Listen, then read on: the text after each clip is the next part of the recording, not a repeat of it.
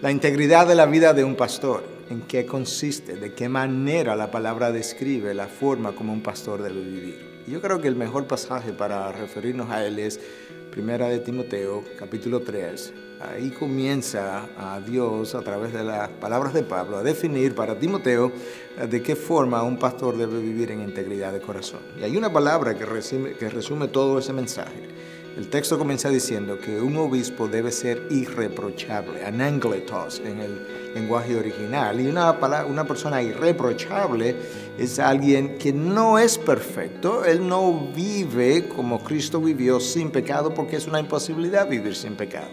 Sin embargo, él vive una vida que está tratando, de una manera que está tratando de complacer a Dios. Él vive una vida de obediencia a su palabra por amor precisamente a lo que Cristo ha hecho en la cruz.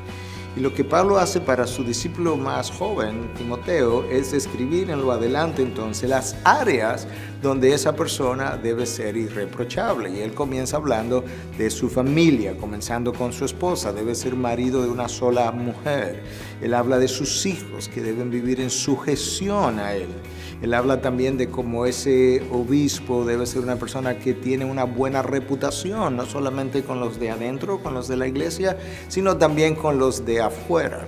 Él le habla también a Timoteo y le dice que ese obispo necesita ser hospitalario, él necesita ser una persona que recibe a otros con agrado en su casa y muestra con eso entonces la actitud de servicio del Señor Jesús, la actitud de dadora de nuestro Redentor al recibir a extraños. Y como extraños nos estamos refiriendo a personas que quizás él no conoce tan bien. Eso es parte del carácter del obispo. Él no debe ser una persona iracunda, no debe ser contencioso, no es alguien que se irrita fácilmente. Él tiene que desplegar en su carácter lo que es esta actitud de benevolencia, de paciencia que el Señor Jesús ha tenido para con nosotros, y no debe estar contendiendo por asuntos que van a traer un mal nombre, una mala reputación a nuestra fe. De esa misma manera, o por esa misma razón, la palabra insiste que el obispo no debe ser un neófito o un recién convertido, porque se puede enorgullecer de su llamado o de manejar las cosas sagradas de Dios, de tal forma que ahí vemos un llamado a la humildad. Y si hay algo que nosotros sabemos, que el Señor Jesús muy claramente nos dejó esta enseñanza: aprended de mí, que soy manso y humilde. Entonces esa debe ser una de las características. Cuando esa característica no está presente, el orgullo nos crea muchos problemas en nuestras relaciones. Nos crea problemas de resentimiento, falta de perdón, obviamente, nos crea problemas en dificultad para pedir perdón, permanecemos irreconciliados, creemos que los dones vienen de nosotros, en vez de nosotros glorificar al dador de los dones, terminamos glorificándonos a nosotros mismos.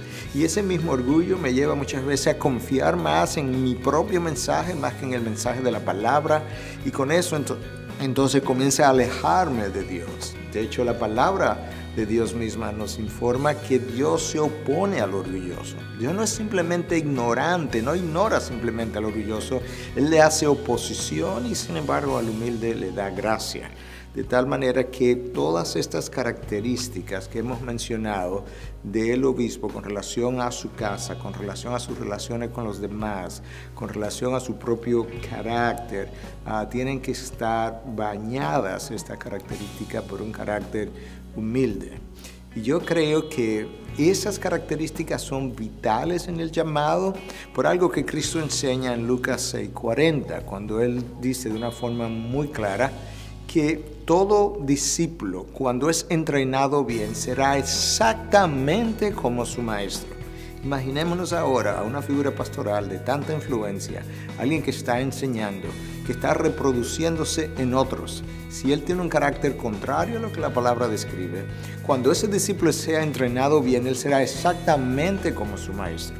Y yo creo que ese solo criterio nos debe hablar a nosotros de cuán alta es la responsabilidad del pastor para con aquellos que él está liderando, y la razón de la irreprochabilidad en su carácter.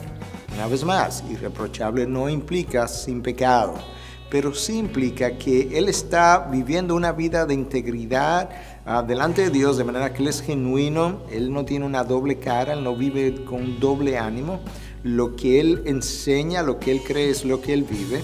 Y delante de los hombres, entonces, él goza de una excelente reputación porque él no tiene que ser llamado a rendir cuentas. Ahora, si Dios hiciera la inspección, siempre hay pecado en nosotros y algunos de ellos muy significativos.